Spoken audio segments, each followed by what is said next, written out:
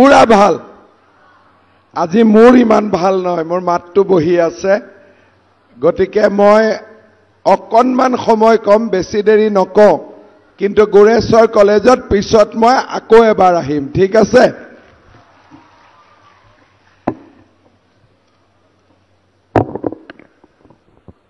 আমাৰ মাজত আজি উপস্থিত অসম চৰকাৰৰ সন্মানীয় মন্ত্ৰী শ্ৰী ইউজি ব্ৰহ্ম ডাঙৰীয়া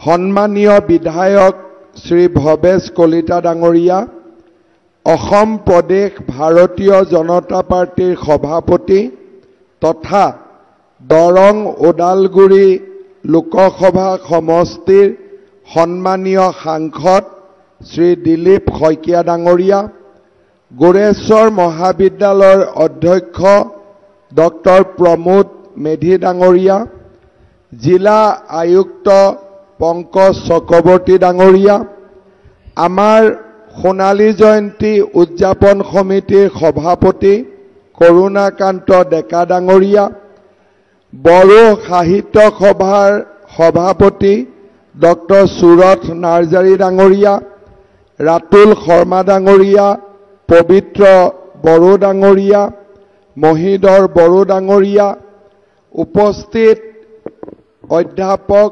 অধ্যাপিকাসকল মৰমৰ ছাত্ৰ ছাত্ৰী বন্ধু বান্ধৱীসকল উপস্থিত গুৰেশ্বৰৰ ৰাইজ আই মাতৃসকল যুৱক যুৱতী বন্ধু বান্ধৱীসকল গুৰেশ্বৰ মহাবিদ্যালয়ৰ সোণালী জয়ন্তী উদযাপনৰ সামৰণি অনুষ্ঠানত আপোনালোকৰ মাজত উপস্থিত থাকিবলৈ পাই মই অতিশয় আনন্দিত হৈছোঁ আজিৰ গৌৰৱময় দিনটোত মই মহাবিদ্যালয়খনৰ প্ৰতিষ্ঠাপক অধ্যক্ষ ডক্টৰ শৰৎ চন্দ্ৰ পাটোৱাৰীৰ লগতে মহাবিদ্যালয়খনৰ প্ৰতিষ্ঠাৰ সৈতে জড়িত বিশিষ্ট ব্যক্তিসকলৰ প্ৰতি গভীৰ শ্ৰদ্ধা নিবেদন কৰিছোঁ এই শুভ দিনটোত মহাবিদ্যালয়খনৰ বৰ্তমানৰ অধ্যক্ষ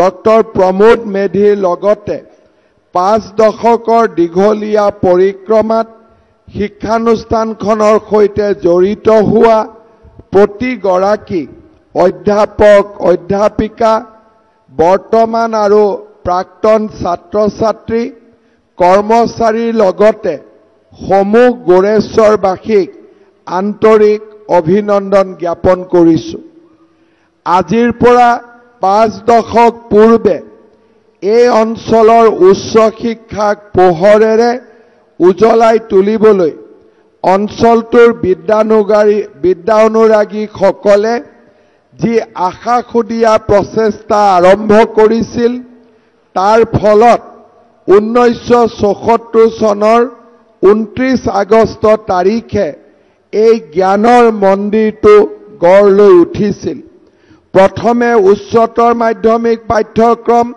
আৰু 1977-78 চনত স্নাতক পাঠ্যক্ৰম প্ৰৱৰ্তনৰ অনুমতি লাভ কৰা এই শিক্ষা প্ৰতিষ্ঠানখনে 1985 চনত চৰকাৰৰ অনুমোদন লাভ কৰে 2005 চনত মহাবিদ্যালয়খন প্ৰাদেশিকৰণ হয় সম্প্ৰতি কলা বাণিজ্য বিজ্ঞানৰ পাঠ্যক্ৰম আগবঢ়াই এক পূৰ্ণাংগ পৰ্যায়ৰ মহাবিদ্যালয় ৰূপত এই শিক্ষানুষ্ঠানখনে প্ৰতিষ্ঠাপকসকলৰ সপোন সাৰ্থক কৰি সমগ্ৰ বড়োলেণ্ড অঞ্চলৰ ভিতৰতে এখন অগ্ৰণী শিক্ষানুষ্ঠান ৰূপে উজ্বলি উঠিবলৈ সক্ষম হৈছে ভাৰতীয় পৰম্পৰাত শিক্ষা আৰু জ্ঞান চৰ্চাক অপৰিসীম গুৰুত্ব প্ৰদান কৰা হয়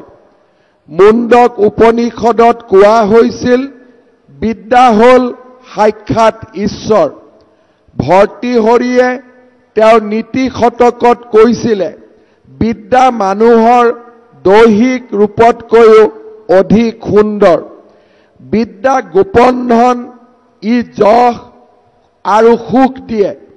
বিদ্যা সেইবাবে গুৰুৰো গুৰুৰ দৰে। মহাভাৰতৰ শান্তি পৰ্বত কোৱা হৈছিল, বিদ্যা তপস্যা আৰু যশ পাবলৈ অধ্যাৱসায়ৰ বিকল্প নাই। বিদ্যা আৰু জ্ঞান ইটো সিটোৰ পৰিপূৰক। এনেকৈ অতীজৰ পৰা আমাৰ দেশ ভাৰতবৰ্ষই শিক্ষা লাভ তথা জ্ঞান চৰ্চাৰ ওপৰত গুৰুত্ব প্ৰদান কৰি আহিছে। আজিও এই পৰম্পৰা আমাৰ বিদ্যালয় আৰু মহাবিদ্যালয়সমূহত অব্যাহত আছে। ৰাজ্যৰ শৈক্ষিক ক্ষেত্ৰখনত গোৰেশ্বৰ মহাবিদ্যালয়ে বিগত সময়ছোৱাত উৎকৃষ্ট মানৱ সম্পদ সৃষ্টিৰ কমাৰ্শাল হিচাপে নিজক গঢ়ি তুলিবলৈ সক্ষম হৈছে। এই দীৰ্ঘ পৰিক্ৰমাত বহু গুণী জ্ঞানী শিক্ষাগুৰুৱে জ্ঞান আৰু প্ৰজ্ঞাৰে মহাবিদ্যালয়খনক নতুন পোহৰেৰে জিলিকাই আহিছে। মহাবিদ্যালয়খনৰ বহু কেইগৰাকী প্ৰাক্তন শিক্ষাৰ্থীয়ে অসম মাতৃৰ গৌৰৱ বৃদ্ধি কৰিছে। এই মহাবিদ্যালয়ৰে প্ৰাক্তন ছাত্ৰ শ্ৰী বিশ্বজিৎ দৈমাৰীয়ে অসম বিধানসভাৰ অধ্যক্ষৰ দৰে গুৰুৰ দায়িত্ব আজি পালন কৰিছে। মহাবিদ্যালয়খনৰ বহু কেইগৰাকী প্ৰাক্তন শিক্ষাৰ্থীয়ে ৰাজ্যৰ বিভিন্ন মহাবিদ্যালয় বিশ্ববিদ্যালয়ত শিক্ষকতাৰ সন্মানীয় বৃত্তিত জড়িত হোৱাৰ লগতে অসমৰ কলা সংস্কৃতিকে ধৰি ন্যায়িক আৰু প্ৰশাসনিক ক্ষেত্ৰলৈও বৰঙণি যোগাইছে। এটা অঞ্চলৰ শৈক্ষিক দিশকে ধৰি আৰ্থ সামাজিক উত্তৰণত একোখন শিক্ষানুষ্ঠানে গুৰুত্বপূৰ্ণ ভূমিকা পালন কৰে। এখন শিক্ষানুষ্ঠান কেৱল অধ্যয়নৰ স্থলীয়ে নহয়, ই হৈছে সামাজিক উত্তৰণৰো মূল আধাৰ। গুৰু শিষ্যৰ মহামিলনৰ কেন্দ্ৰস্থল একোখন শিক্ষানুষ্ঠানে নিশ্চিতভাৱে একোখন সুস্থ সমাজ গঢ়ি তোলাত বৰঙণি আগবঢ়ায়। এখন শিক্ষা প্ৰতিষ্ঠানৰ বাবে 5টা দশক বৰ দীঘলীয়া সময় নহয় যদিও নিঃসন্দেহে এই সময়ছোৱা যথেষ্ট গুৰুত্বপূৰ্ণ। যোৱা সময়ছোৱাত গোৰেশ্বৰ মহাবিদ্যালয়ৰ শিক্ষাৰ্থীসকলৰ সফলতাই অঞ্চলটোৰ লগতে আমাৰ ৰাজ্যকো গৌৰৱান্বিত কৰিছে। মই আশা কৰোঁ যে পৰিৱৰ্তিত পৰিস্থিতিৰ লগত আগুৱাই গৈ গোৰেশ্বৰ মহাবিদ্যালয়ে আহিবলগীয়া দিনবোৰত আৰু অধিক সুপৰিকল্পিত পদক্ষেপেৰে আগবাঢ়ি যাব পাৰিব। আজিৰ সভাতেই মই আমাৰ ছাত্ৰ ছাত্ৰীসকলক 2-3টা কথা উল্লেখ কৰিব খুজিছোঁ। প্ৰধানমন্ত্ৰী নৰেন্দ্ৰ মোদী ডাঙৰীয়াই 2047 চনৰ ভিতৰত ভাৰতক এখন বিকশিত ৰাজ্য গঢ়াৰ বাবে সপোন দেখিছে। প্ৰধানমন্ত্ৰী নৰেন্দ্ৰ মোদী ডাঙৰীয়াই 2047 চনলৈ ভাৰতৰ অমৃতকাল ৰচনাৰ সপোন দেখিছে। তেখেতৰ দৃষ্টিত আজি ছাত্ৰসকল হ'ল অমৃতকালৰ সন্তান। আমি যদি লক্ষ্য কৰোঁ 2047 চনৰ বিকশিত ভাৰতখনত আজিৰ ছাত্ৰ সমাজেই আটাইতকৈ বেছি নেতৃত্ব দিব লাগিব। আমাৰ যি পৰম্পৰাগত সমাজ আছিলে সেই সমাজৰ লগত আজি আধুনিকতা আজি সংযোজিত হৈছে। আমাৰ শিক্ষাদানৰ প্ৰক্ৰিয়া সলনি হৈছে আৰু আজি আমি সমস্ত জ্ঞানৰ ভাণ্ডাৰ আমাৰ মোবাইলটোতে আমি পাব পাৰোঁ, কাৰণ আমাৰ আৰ্টিফিচিয়েল ইণ্টেলিজেন্স বা আমাৰ বিভিন্ন ধৰণৰ আধুনিক শিক্ষা ব্যৱস্থাই আমাৰ বিশ্বৰ পৰিৱৰ্তনৰ যিটো বাট তাক অধিক খৰতকীয়া কৰিছে। আজিৰ পৰা 2 বছৰ আগতে মোৰ যদি এটা বেমাৰ হৈছিলে মই ডক্টৰৰ ওচৰত যাব লাগিছিলে। আজি যদি মোৰ বেমাৰ হৈছে ডক্টৰৰ ওচৰত যোৱাৰ আগতে মোৰ মোবাইলটোতে মোৰ কি চিম্পটম আছে সেই চিম্পটমখিনি মই লিখি দিলে প্ৰাৰম্ভিকভাৱে মোক মোৰ মোবাইলটোৱে জনাই দিব পাৰিব যে মোৰ বেমাৰ কি হ'ব পাৰে। মোৰ যদি ডাক্তৰে মোক এখন প্ৰেছক্ৰিপশ্যন দিছে সেই প্ৰেছক্ৰিপশ্যনখন মোৰ বেমাৰৰ লগত মিলে নে নিমিলে আৰ্টিফিচিয়েল ইণ্টেলিজেন্সৰ জৰিয়তে মই 2 বাৰ পৰীক্ষা কৰিব পাৰোঁ। মোক যেতিয়া অধ্যাপিকাই মোৰ ক্লাছত ক্লাছ লৈ আছে তেখেতৰ কথাকেইটা শুনাৰ পিছত এই কথাখিনি কিমান সত্যৰ ওপৰত প্ৰতিষ্ঠিত মই 1 ছেকেণ্ডৰ ভিতৰতে মোৰ মোবাইলটোৰ পৰা মই পাব পাৰোঁ। আজি মোৰ সন্মুখৰ মিটিংখনত কিমান মানুহ বহি আছে মই হাতেদি গন্তি কৰিব নালাগে। মাত্ৰ ফটোখন লৈ মোৰ যদি মোবাইলটোত মই তাক পেষ্ট কৰি দিওঁ আৰু মই সুধো যে মোৰ মিটিংখনত কিমান মানুহ আছে মোবাইলটোৱে উত্তৰ দিব যে 2000 মানুহ আছে। তাত যদি মই সুধো 80 বছৰৰ ওপৰ কিমানজন আছে মোবাইলটোৱে 1 ছেকেণ্ডত উত্তৰ দিব 20 গৰাকী আছে। সৰু ল'ৰা ছোৱালী কিমান গৰাকী আছে মোবাইলটোৱে 1 মিনিটত উত্তৰ দিব যে 200 জন আছে। মোবাইলটোৱে উত্তৰ দিব চশমা পিন্ধি কিমান আছে চশমা নিপিন্ধি কিমান আছে। অৰ্থাৎ আজি আমাৰ সমস্ত জ্ঞান আমাৰ মাত্ৰ মোবাইলটোৰ ভিতৰতে আজি সীমাবদ্ধ হৈছে। অৰ্থাৎ টেকনলজিয়ে আমাৰ চিন্তাধাৰাতকৈও আগত গৈছে। কেইটামান দিন আগতে মই গুৱাহাটী চিকিৎসা মহাবিদ্যালয়ত ৰবটিক সাৰ্জাৰীৰ এটা নতুন ব্যৱস্থা মুকলি কৰিছিলোঁ। সিদিনাখন মই দেখা পাইছিলোঁ যে ডক্টৰজনে হাতত কেঁচি লৈ অপাৰেশ্যন কৰিব নালাগে। অপাৰেশ্যন এটা ৰবটে কৰিব। মাত্ৰ কম্পিউটাৰত বহি ডক্টৰজনে কামাণ্ড দিব লাগিব। তেতিয়া মই ডক্টৰজনক সুধিছিলোঁ যে আজিতো আপুনি ৰুমত বহি কামাণ্ড দি আছে কেইদিনমান পিছত দিল্লীত বহিও আপুনি গুৱাহাটী মেডিকেলত অপাৰেশ্যন কৰিব পাৰিবনে নাই। তেতিয়া তেওঁ মোক কৈছিলে যে যদি 5G লাইনডাল ব্ৰেক হৈ নাযায় তেতিয়ালে আজিও গুৱাহাটী মেডিকেলত মই আমেৰিকাৰ পৰা বহিও অপাৰেশ্যন কৰিব পাৰিম। অৰ্থাৎ টেকনলজি আমাৰ আজি গোটেই জীৱনটোক আমাৰ সমস্ত জ্ঞান সমস্ত পৃথিৱীখনক আজি টেকনলজিয়ে এক প্ৰকাৰ গ্ৰাস কৰিছে। এতিয়া আমাৰ যদি ছাত্ৰ সমাজে কলেজত আমি পঢ়ো কিন্তু আমি যদি টেকনলজি বুজি নাপাওঁ তেতিয়াহ'লে নতুন সমাজত আমি নিজকে অচিনাকি অনুভৱ কৰিম।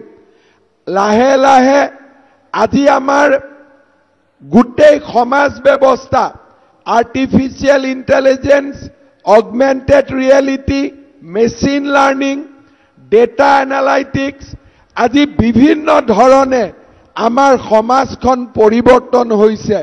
মই গোৰেশ্বৰ মহাবিদ্যালয়ৰ ছাত্ৰ সমাজক আৰু অধ্যাপিকাসকলক অনুৰোধ জনাম যে আমাৰ ছাত্ৰ ছাত্ৰী আৰ্টছ পঢ়ক কমাৰ্চ পঢ়ক বিজ্ঞান পঢ়ক আমি টেকনলজিৰ লগত পৰিচয় আমাৰ থাকিব লাগিব আৰু আধুনিক প্ৰযুক্তিৰ লগত যদি আমাৰ সম্পৰ্ক নাথাকে আমি যি কিতাপত পঢ়িম তাৰ বহুত ভ্যালু আমি অনাগত দিনত আমাৰ কৰ্মক্ষেত্ৰত আমি বিচাৰি নাপাবও পাৰোঁ।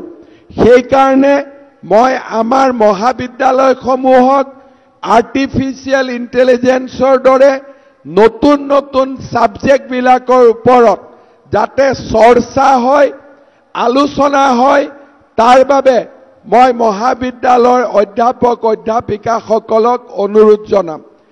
দ্বিতীয়তে আমাৰ আজিৰ দিনত আমি সকলোৱে দেখিছোঁ যে পৃথিৱীখন প্ৰতিযোগিতামূলক দিশলৈ গতি কৰিছে। আজি আমি ক্লাছৰ পঢ়া শুনাৰ লগতে আমি নিশ্চিতভাৱে বুজি পাব লাগিব যে আমাৰ বজাৰখনত ডিমাণ্ড আজি কোন শিক্ষা ব্যৱস্থাৰ আছে। আজি যদি আমি পঢ়ো কিন্তু আমাৰ পঢ়া যদি চাকৰিৰ বজাৰখন বা ব্যৱসায়ৰ বজাৰখনে স্বীকাৰ নকৰে তেতিয়াহ'লে তেনেকুৱা পঢ়া শুনাই আমাক বহু দূৰ আগুৱাই লৈ যাব নোৱাৰে। গুৱাহাটী বিশ্ববিদ্যালয়ে হওক আজি আমাৰ ৰাজ্যৰ বিশ্ববিদ্যালয়সমূহে নতুন পাঠ্যক্ৰমৰ ভিত্তিত লাহে লাহে পাঠ্যক্ৰমসমূহৰ সলনি কৰিছে আৰু সমসাময়িক পৃথিৱীৰ লগত খাপ খোৱাকৈ আমাৰ পাঠ্যপুথিসমূহ বনাবৰ বাবে চেষ্টা কৰিছে। মই আশা কৰোঁ বড়োলেণ্ড ইউনিভাৰ্চিটিয়েও নিজৰ পাঠ্যপুথিসমূহ সমসাময়িক পৃথিৱীখনৰ লগত প্ৰয়োজনীয়তা হিচাপে নিৰ্মাণ কৰিব গঢ়ি তুলিব। তৃতীয়তে মই আমাৰ গোৰেশ্বৰ মহাবিদ্যালয়ক অনুৰোধ কৰিম যে আমাৰ ছাত্ৰ ছাত্ৰীসকলক পাঠ্যক্ৰমৰ লগতে সফট লাৰ্ণিং অৰ্থাৎ প্ৰতিজন ছাত্ৰ ছাত্ৰীয়ে যাতে কম্পিউটাৰ ব্যৱহাৰ কৰিব পাৰে, প্ৰতিজন ছাত্ৰ ছাত্ৰীয়ে যাতে অন্তত ইংৰাজীত ভালকৈ কথা পাতিব পাৰে যাক আমি স্পোকেন ইংলিছ বুলি কওঁ, আৰু প্ৰতিজন ছাত্ৰ ছাত্ৰীয়ে নিজৰ পাৰ্চনেলিটি বা ব্যক্তিত্বৰ বিকাশ তাৰ ওপৰত যাতে আমি ক্লাছ ল'ব পাৰোঁ, কেনেকৈ সুধিলে কেনেকৈ উত্তৰ দিব লাগে, ইণ্টাৰভিউক আমি কেনেকৈ ফেচ কৰিব লাগে, এই বিষয়ে আমাৰ ব্যক্তিত্বৰ বিকাশৰ ওপৰতো আমাৰ মহাবিদ্যালয়খনে গুৰুত্ব দিব। আজি আমাৰ পৃথিৱীত যদি এজন ল'ৰাই পঢ়া শুনাত বহুত চোকা হয় কিন্তু তেওঁৰ যদি পাৰ্চনেলিটিটো ইম্প্ৰেছিভ নহয় তেতিয়াহ'লে কোম্পানী এটাৰ ইণ্টাৰভিউত কম নম্বৰ থকা স্বত্তেও যিজন ব্যক্তিৰ ব্যক্তিত্ব অতি আকৰ্ষণীয় সেই ব্যক্তিজনৰ প্ৰতি ইণ্টাৰভিউ বোৰ্ড স্বাভাৱিকতে আকৰ্ষিত হৈ যায়। সেইকাৰণে মই আমাৰ মহাবিদ্যালয়ক স্পোকেন ইংলিছ, কম্পিউটাৰ লাৰ্ণিং আৰু ব্যক্তিত্বৰ বিকাশ এই তিনিওটা দিশৰ ওপৰত গুৰুত্ব দিবলৈ অনুৰোধ কৰিম। ছাত্ৰ ছাত্ৰী বন্ধু বান্ধৱীসকল, মই আশা কৰোঁ যে আমি সকলোৱে নিজকে অমৃতকালৰ সন্তান হিচাপে গঢ়ি তুলিবলৈ আমি প্ৰচেষ্টা কৰিম আৰু আমাৰ ব্যক্তিত্বৰ বিকাশ আৰু অধ্যয়নৰ জৰিয়তে আমি বহল পৃথিৱীখনত নিজৰ ভৰিৰ ওপৰত নিজে থিয় হৈ থাকিবলৈ আমি প্ৰয়াস আৰু প্ৰচেষ্টা কৰিম।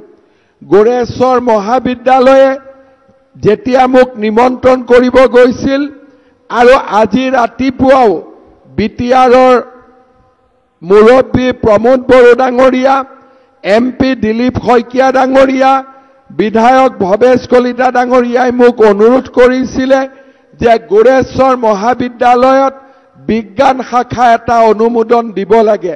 মই আপোনালোকক গোৰেশ্বৰ মহাবিদ্যালয়ক সায়েন্স ষ্ট্ৰীম চৰকাৰীভাৱে মই দিয়াৰ প্ৰতিশ্ৰুতি আজি আপোনালোকৰ ওচৰত মই নিশ্চিতভাৱে দিছোঁ। এই বছৰৰ শেষৰ ফালে আপোনালোকৰ মহাবিদ্যালয়ত বিজ্ঞান শাখাৰ বাবে পদৰ অনুমোদন আমি নিশ্চিতভাৱে দিম। খালি এটাই কথা যে আজিকালি কাকো আমি ৰেগুলাৰাইজেশ্যন কৰিব নোৱাৰোঁ, পৰীক্ষামূলক প্ৰতিযোগিতামূলকভাৱে অধ্যাপক অধ্যাপিকাৰ আমি নিযুক্তি কৰিব লাগিব গোৰেশ্বৰত বহুদিনৰ মূৰত আহিছো দিলীপ শইকীয়া ডাঙৰীয়া মোক কৈছিলে যে আমাৰ ৰেলৱে লাইনৰ ওপৰত ফ্লাইঅভাৰ বনাব লাগে ভৱেশ কলিতা ডাঙৰীয়াই মোক বহুদিনৰ পৰা কৈছিলে ইতিমধ্যে ৰেলৱে বিভাগে গোৰেশ্বৰৰ ৰেল গেটৰ ওপৰত উৰণীয়া সেতু নিৰ্মাণৰ বাবে এনঅ'চি আমাক প্ৰদান কৰিছে সেয়েহে আমি খুব সোনকালে আপোনালোকৰ বাবে উৰণীয়া সেতু এখন নিৰ্মাণৰ ব্যৱস্থা হাতত ল'ম ইয়াৰ উপৰিও গোৰেশ্বৰৰ এটা খুব ইম্পৰ্টেণ্ট ৰাস্তা মহৰিচুকৰ পৰা বগামাটিলৈ সেই ৰাস্তাটো আমি অনুমোদন কৰিছো বৰ্তমান টেণ্ডাৰৰ পৰ্যায়ত আছে অহা অক্টোবৰ নৱেম্বৰৰ পৰা এই ৰাস্তাটো নিৰ্মাণৰ কাম আমি হাতত ল'ম ইয়াৰ পিছতো আজি গোৰেশ্বৰ কলেজত আহিছো ভৱিষ্যতে গোৰেশ্বৰত নিশ্চয় আকৌ আহিম ৰাইজৰ লগত কথা বতৰা পাতিম ৰাইজৰ সমস্যাসমূহ সমাধানৰ বাবে প্ৰচেষ্টা হাতত ল'ম আজি মই বহুত দীঘলীয়াকৈ ক'ব খোজা নাই পুনৰ এবাৰ গোৰেশ্বৰ মহাবিদ্যালয়ৰ পৰিয়ালটোক সোণালী জয়ন্তীৰ এই স্বৰ্ণময় দিনটোৰ বাবে অভিনন্দন জনাইছো যোৱা 50টা বছৰৰ অভিজ্ঞতাই অহা 50টা বছৰ আৰু অধিক সোণোৱালী কৰি তোলক তাকে কামনা কৰি মই মোৰ বক্তব্যৰ সামৰণি মাৰিছো ধন্যবাদ জয় হিন্দ বন্দে মাতৰম মুখ্যমন্ত্ৰী মহোদয়